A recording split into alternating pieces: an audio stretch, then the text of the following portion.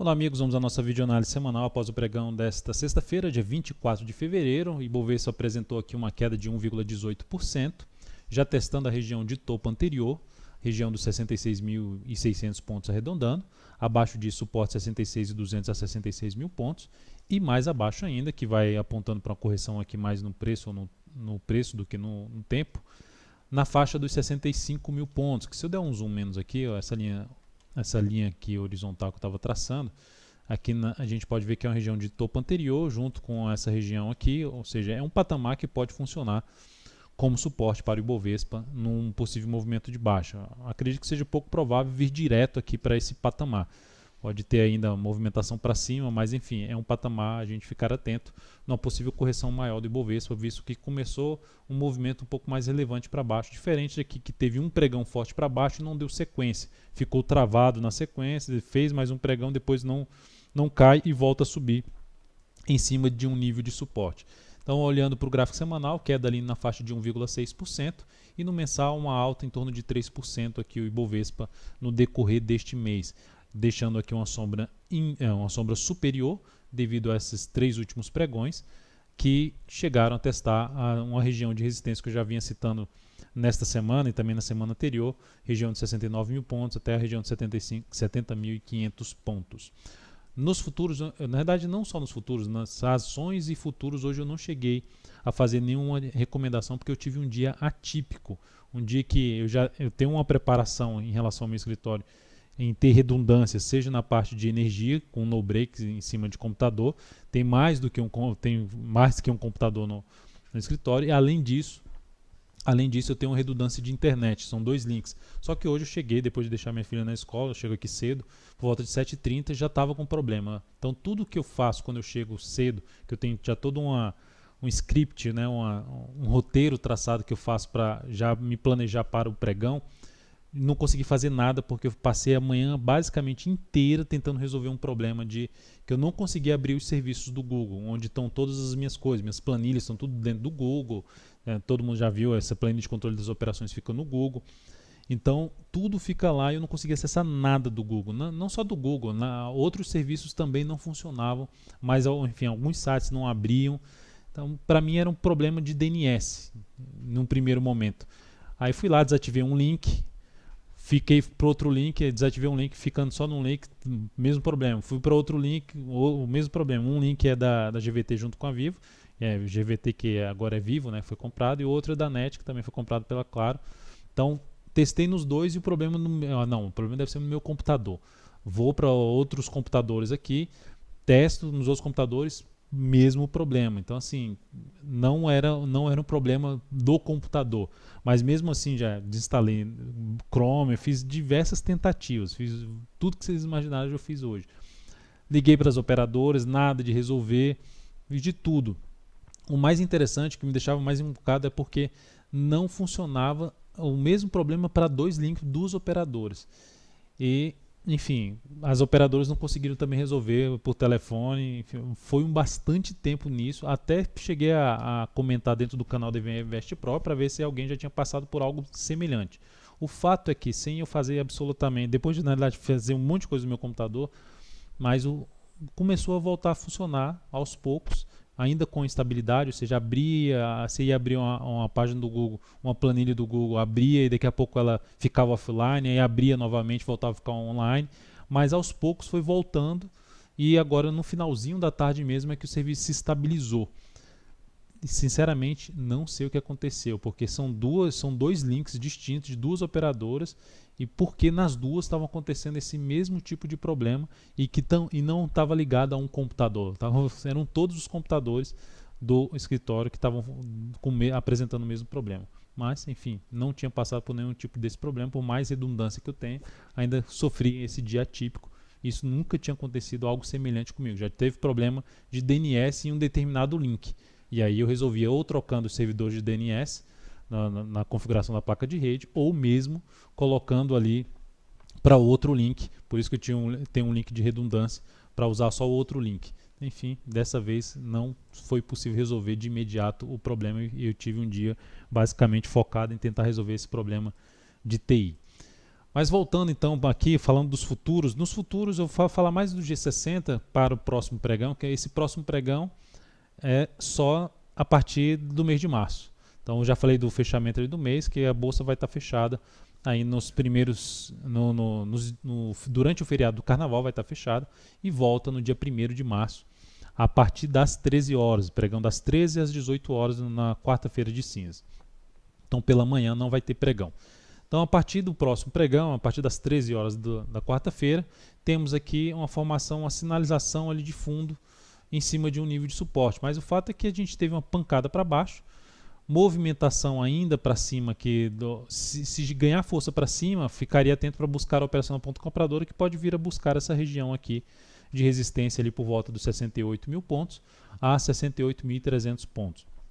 O mais importante, se continuar a movimentação para baixo, ainda ficaria focado mais na ponta vendedora. Outra forma de pensar na compra é se bate aqui, perde essa mínima aqui, volta rapidamente, gera uma sinalização de alta logo na sequência pelo G60. Enfim, ficar atento aí para a abertura do próximo pregão na quarta-feira da próxima semana. No mini dólar, olhando para o gráfico diário, hoje tivemos um dia de rolagem. O vencimento é só no dia 1º, mas a rolagem acontece hoje, já com um novo contrato WDOJ17. Então aqui é o gráfico já sem o ajuste. Então com o ajuste fica desse jeito, sem o ajuste, levando em consideração o gap aí da rolagem, a gente teve aqui um mini dólar com a alta forte para cima e principalmente fechando acima de níveis importantes.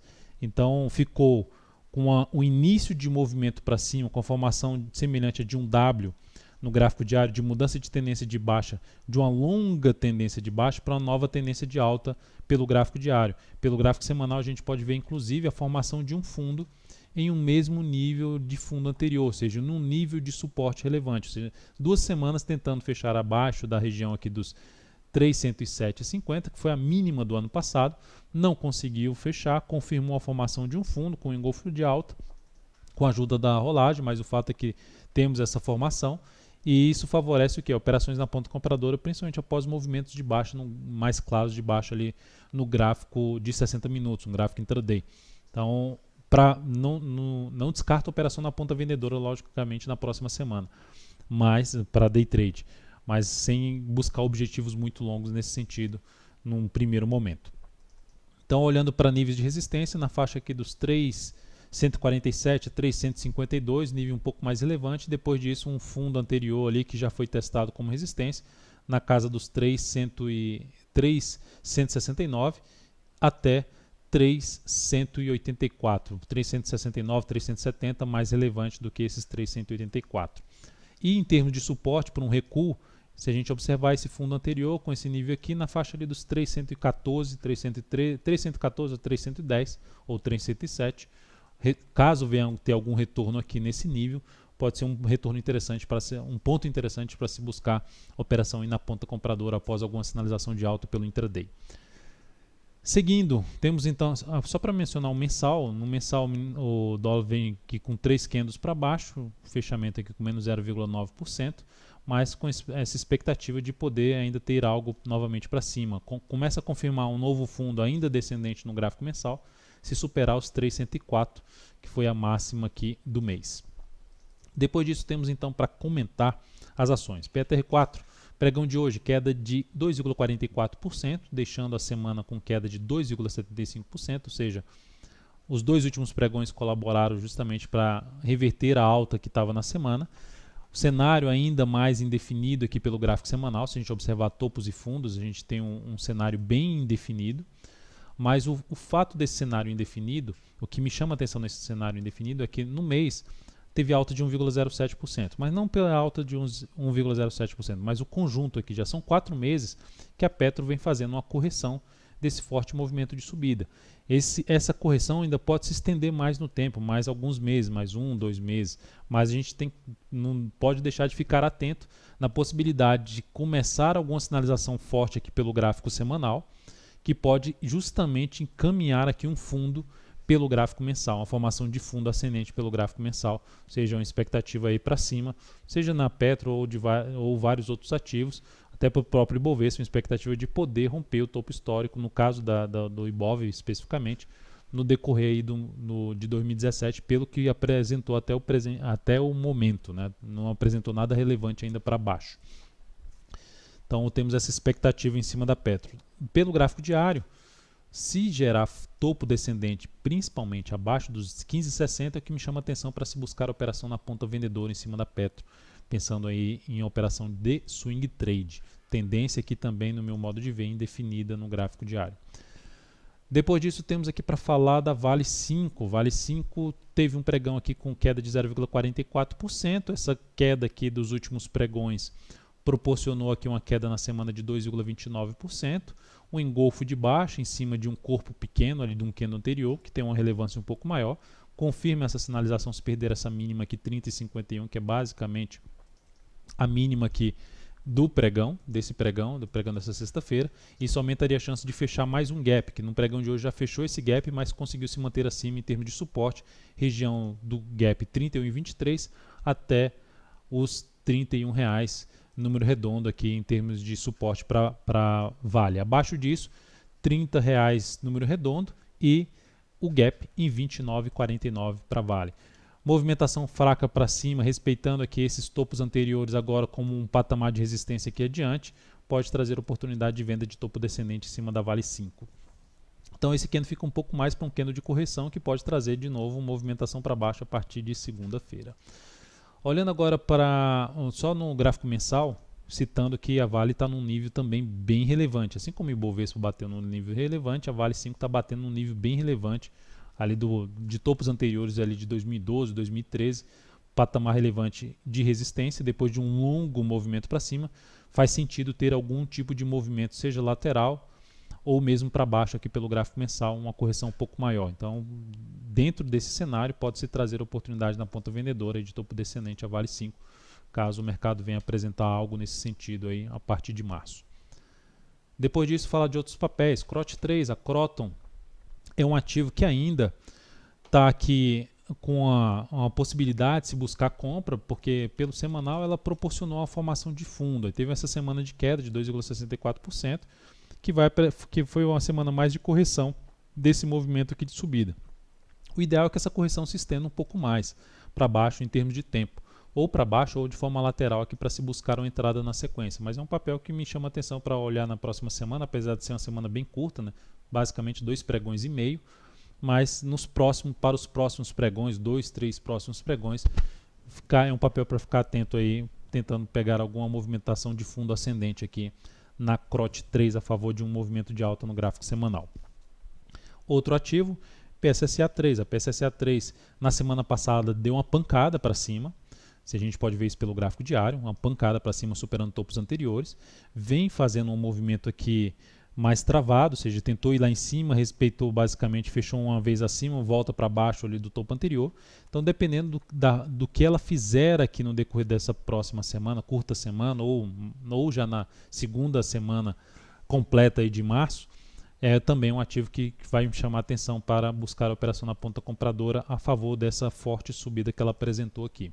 E as Smiles também é um ativo ainda que está numa boa tendência de alta, longe do fundo anterior, mas não significa dizer que não vai perder sua tendência, pode fazer topo descendente, mas é um ativo para se buscar monitorar, ficar atento ali na próxima semana, que pode trazer também oportunidade. A mais ousada seria já comprar na superação dessa máxima aqui, a partir do próximo pregão, tentando pegar algo mais aí para cima, tentando pegar um movimento aí mais curto para cima na Smiles. Me chamaria mais atenção em termos de relação risco-ganho, ter mais alguns pregões aqui para baixo em busca dessa oportunidade na ponta compradora. Então é isso, amigos, muito obrigado por sua valiosa atenção. Lembre-se de dar um like na videoanálise se ela estiver sendo útil para você de alguma forma. Antes de fechar, estava esquecendo, apenas para ressaltar que nesse mês a gente terminou o mês aqui com um crescimento, uma rentabilidade de 2,99%. O mês foi apoiado mais, essa rentabilidade foi apoiada mais em cima do mercado das operações de swing trade em cima das ações. Esse foi o meu primeiro mês que eu terminei de forma negativa nas operações do mercado futuro desde 2006. Enfim, um momento de variação mesmo acontece, assim como eu citei ontem na última videoanálise, vale a pena assistir a última videoanálise. O link vai ficar aqui aparecendo para você.